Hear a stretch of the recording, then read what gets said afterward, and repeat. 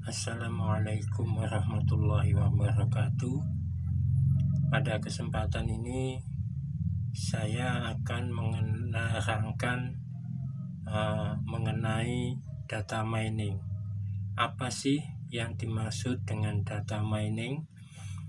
Data mining adalah merupakan pengolahan data yang digunakan untuk menggali sebuah informasi dari sebuah database yang sangat besar sehingga bisa didapatkan sebuah ilmu pengetahuan yang kita bisa memanfaatkannya untuk mengambil sebuah keputusan.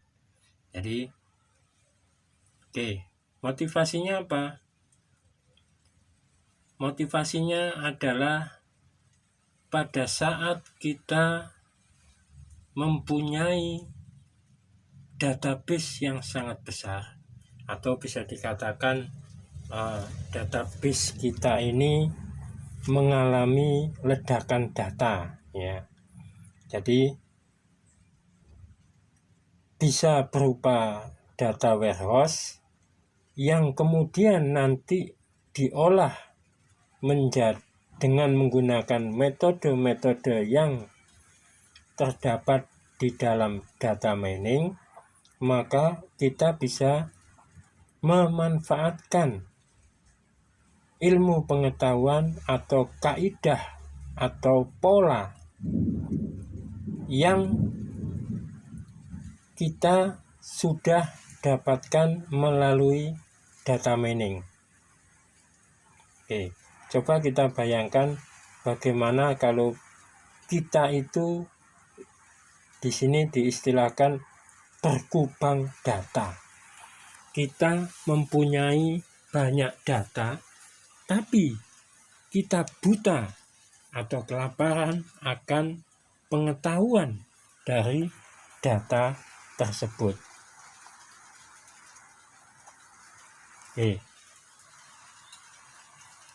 Untuk mengolah data yang berlebih atau data yang berlimpah,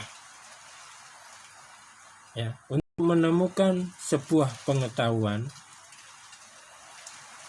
kita bisa menggunakan data warehouse yang kemudian kita olah dengan menggunakan OLAP processing, atau yang biasa kita kenal dengan menggunakan online analytical processing. Jadi di sini metodenya adalah kita melakukan penyaringan data yang memenuhi syarat untuk di mining, ya. Kita punya data yang besar, kemudian kita cari mana aja yang bisa kita mining.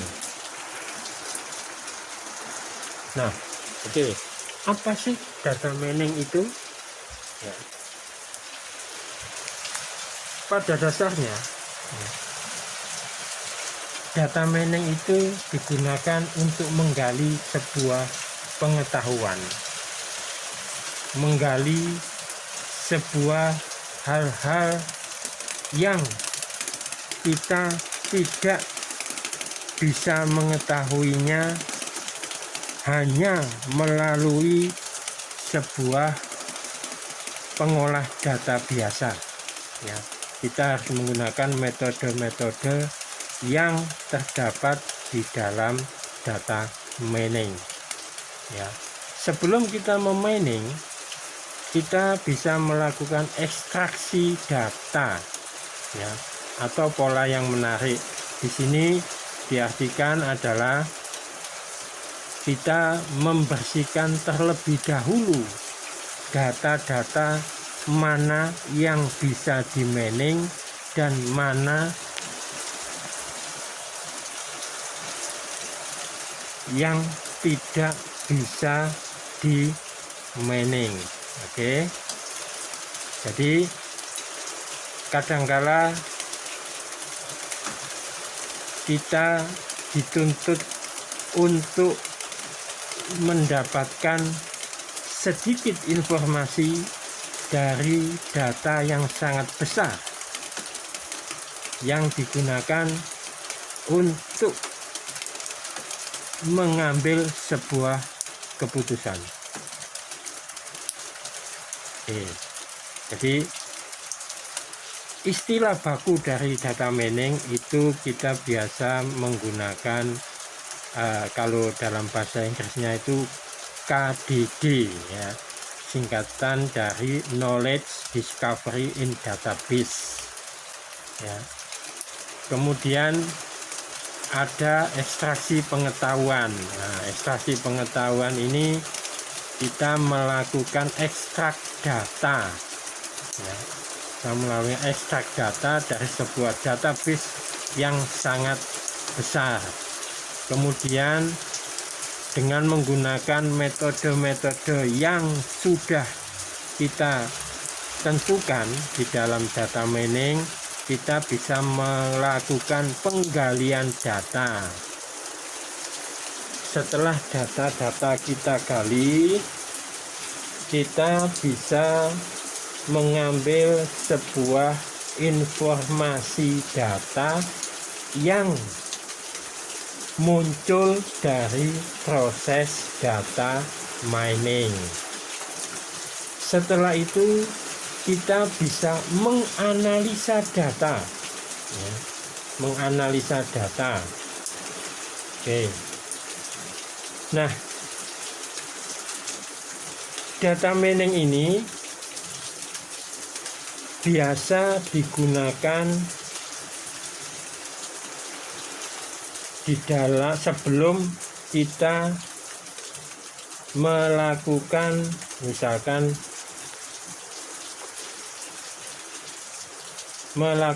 sebuah pola yang bisa digunakan untuk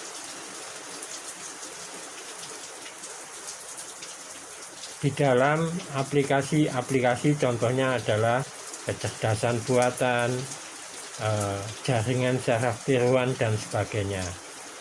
Nah, pertanyaannya, mengapa sih kita harus mining data, ya? Mengapa kita harus mining data? Jadi kadangkala, ya, kita mempunyai data yang sangat besar, tetapi kita tidak tahu mau kita apakan data ini, ya. Banyak sekali data-data yang kita punya, tetapi itu sangat tidak membantu kita di dalam menentukan sebuah keputusan. Jadi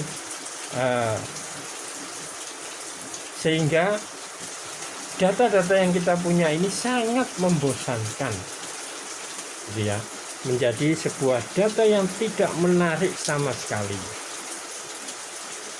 Nah, manfaat dari data mining, ya, di antaranya adalah kita bisa memanfaatkan data mining ini di dunia marketing, di dunia kecerdasan buatan, di dunia jaringan saraf tiruan dan sebagainya.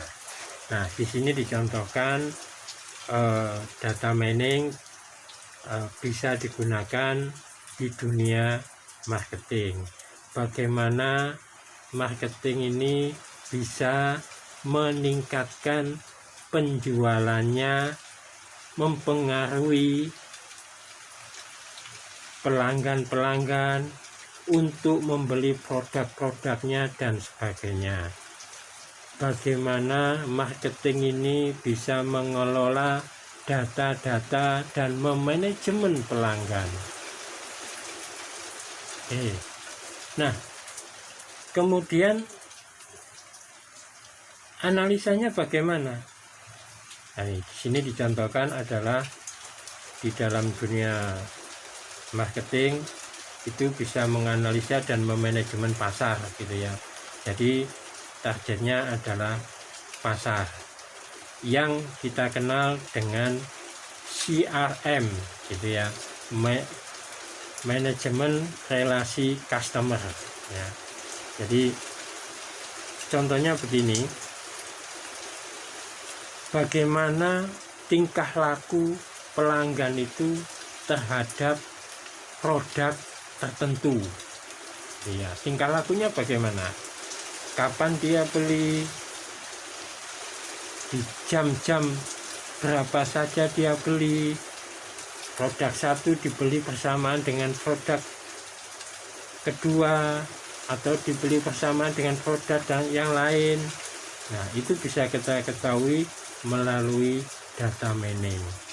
Kemudian di dunia prediksi atau peramalan ya, di sini kita bisa menganalisa dan memanajemen resiko. Jadi kalau kita bersaing ya di dalam dunia marketing, harus disertai dengan data.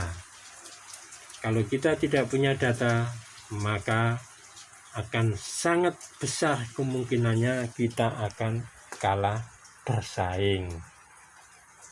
Oke, kemudian bisa juga digunakan untuk mendeteksi kecurangan.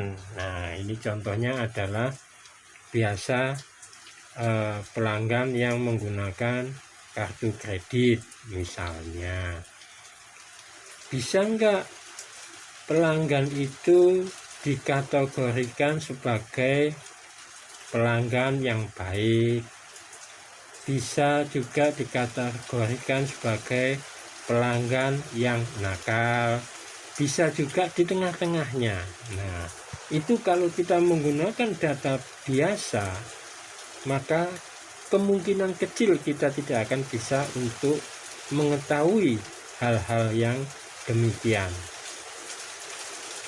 Oke, di sisi yang lain ya, data mining ini merupakan dasar dari kita menggunakan text mining. Nah, jadi contoh aja sekarang ini text mining ini seperti yang dipunyai oleh mesin pencari Google gitu ya. Kemudian bisa juga untuk analisa DNA ya, analisa keturunan gitu ya. Kemudian dari mana data itu bisa kita dapatkan? Oke, kita bisa mendapatkan data dari contoh ini ya, contoh misalkan pelanggan menggunakan kartu kredit, kemudian data itu mendeteksi kartu kredit ini digunakan di mana saja, kapan, jam berapa ya. Kemudian data dari keluhan-keluhan pelanggan ya. Nah, itu semua bisa kita gabungkan dari masing-masing transaksi, baik itu transaksi kartu kredit maupun transaksi berupa keluhan-keluhan pelanggan, kita jadikan menjadi sebuah database yang kemudian kita terbentuklah sebuah data warehouse gitu ya. Setelah itu kita bisa mengolahnya dengan metode-metode yang terdapat di dalam data mining. Kemudian bisa juga kita gunakan untuk menentukan target pasar ya. Jadi misalkan kita ingin mencari seorang pelanggan yang mempunyai sifat yang sama, minatnya sama, pendapatannya sama, kebiasaan pola belanjanya juga sama. Jadi contohnya begini,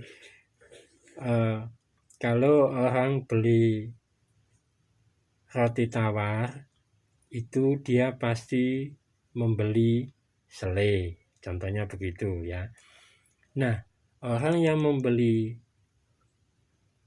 roti tawar dan membeli selai biasanya bersamaan dia juga pasti membeli Indomie, misalkan begitu ya. Jadi ini kita bisa kelompokkan kapan itu sering terjadi, di jam berapa aja itu juga sering terjadi, bagaimana kemiripan ya sifat yang dimiliki oleh pelanggan-pelanggan. Kemudian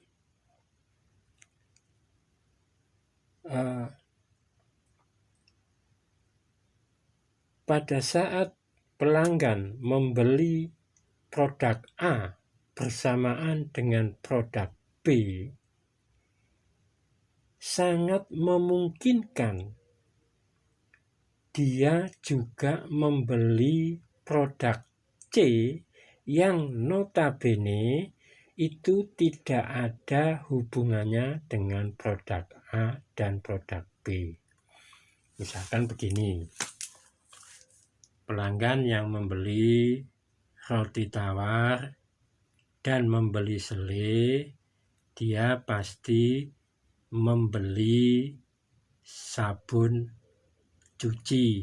Nah, kalau roti tawar dengan selai kan ada hubungannya.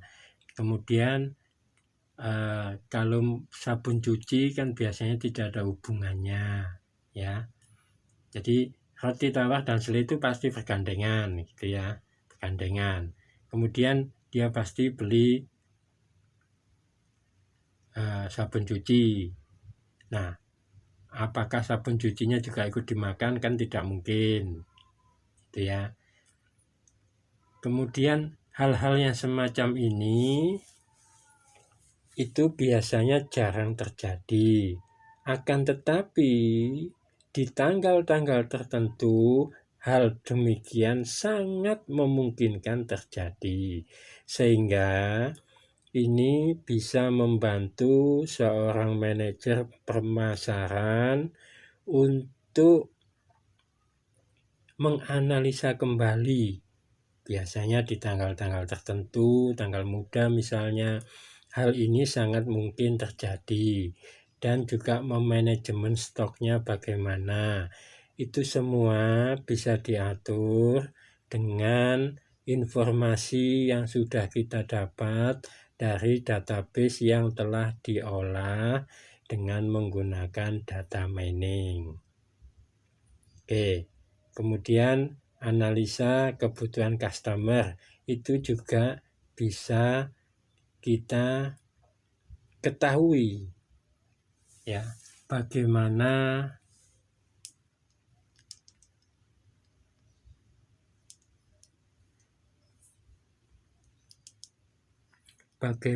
seorang customer yang berbeda bisa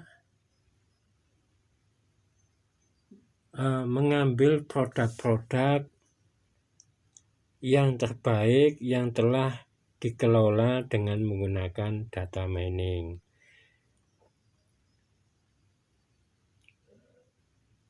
Kemudian dengan menggunakan data mining kita bisa menghasilkan sebuah laporan yang multidimensional.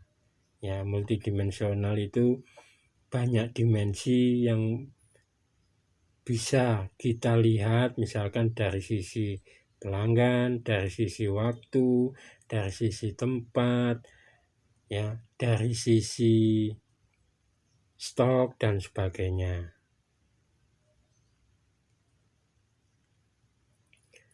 Kemudian bisa juga digunakan untuk merencanakan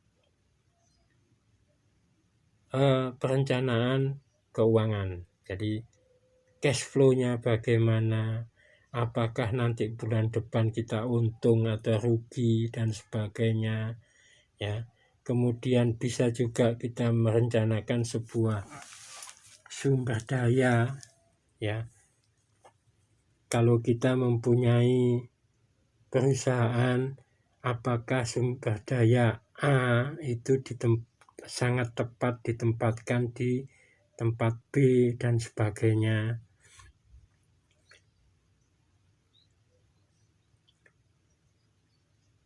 Kemudian bisa juga digunakan untuk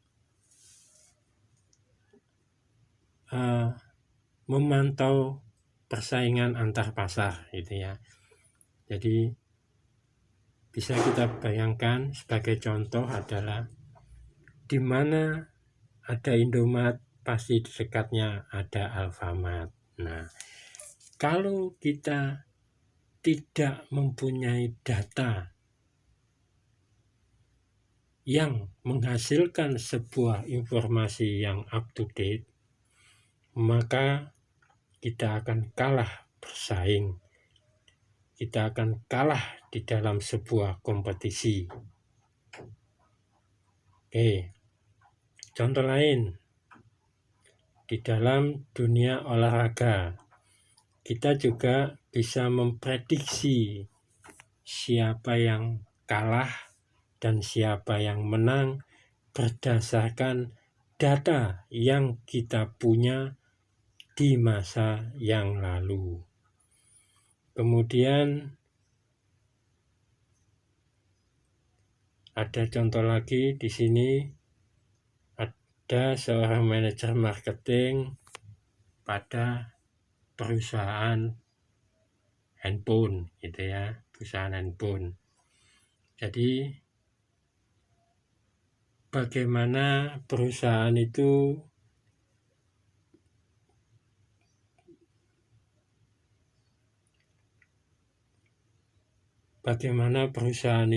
bisa mempertahankan, ya, pelanggannya. Misalnya gini, misalkan Telkomsel, bagaimana dia bisa mempertahankan pelanggannya untuk tetap menggunakan Telkomsel.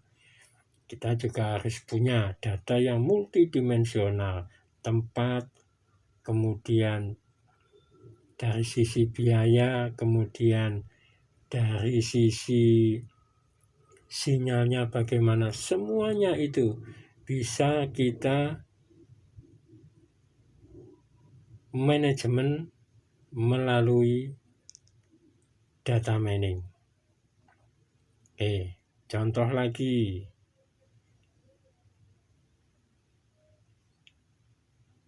di sini dicontohkan 3 bulan sebelum kontrak berakhir, kita bisa mendapatkan sebuah informasi customer mana saja yang akan keluar, gitu ya.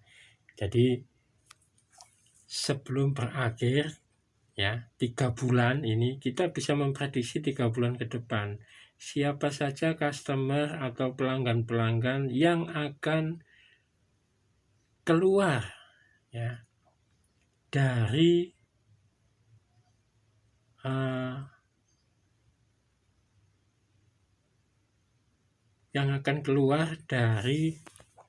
misalkan di sini Telkomsel, ya, siapa saja pelanggan-pelanggan yang akan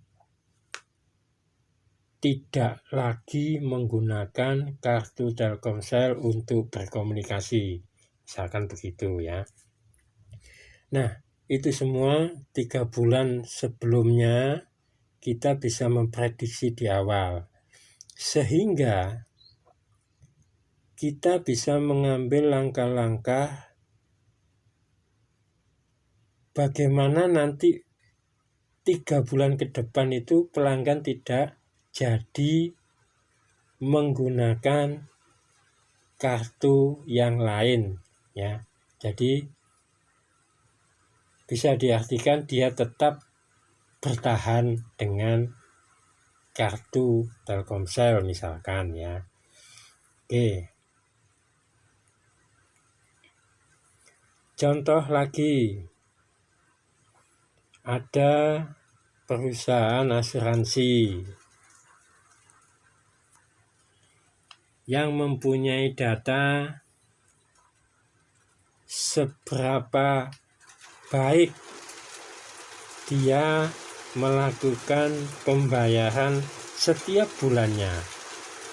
Ini juga bisa diprediksi dari data yang kita sudah punyai di masa yang lalu. Oke. Ada lagi dicontohkan bagaimana pelanggan ini bisa membayar tepat waktu atau tidak, sehingga kita bisa mengantisipasi kalau seandainya pelanggan ini tidak bisa membayar, gitu ya. Jadi kita bisa juga memprediksi. Di sini juga dicontohkan mengkaji peluang penyebab kecelakaan paling banyak, gitu ya. Berdasarkan data-data, misalkan data-data di kepolisian, siapa saja sih atau apa aja sih penyebab kecelakaan yang paling sering terjadi. Misalkan usia anak masih di bawah umur, misalkan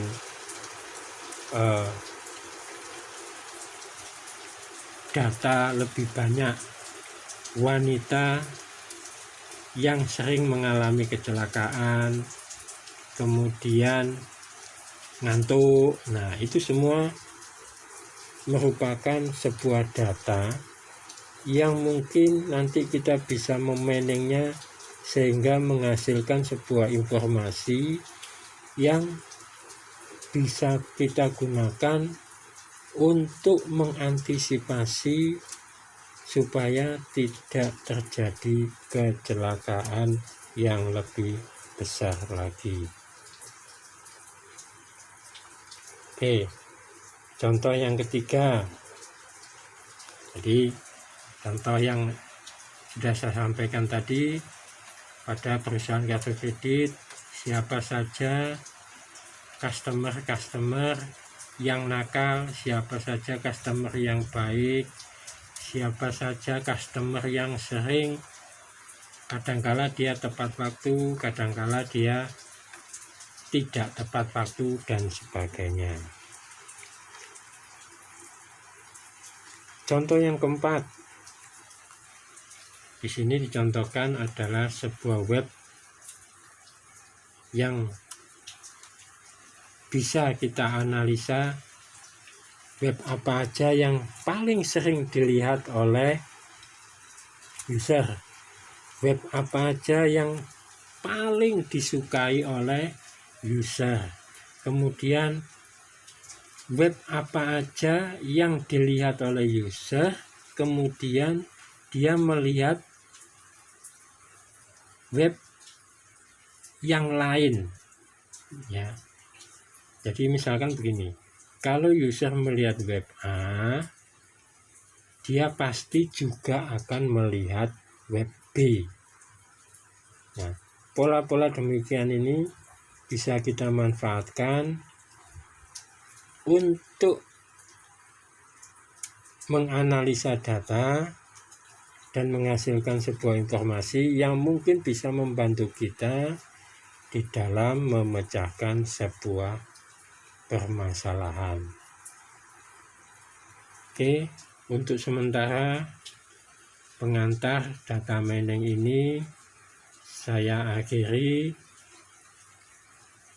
Assalamualaikum warahmatullahi wabarakatuh.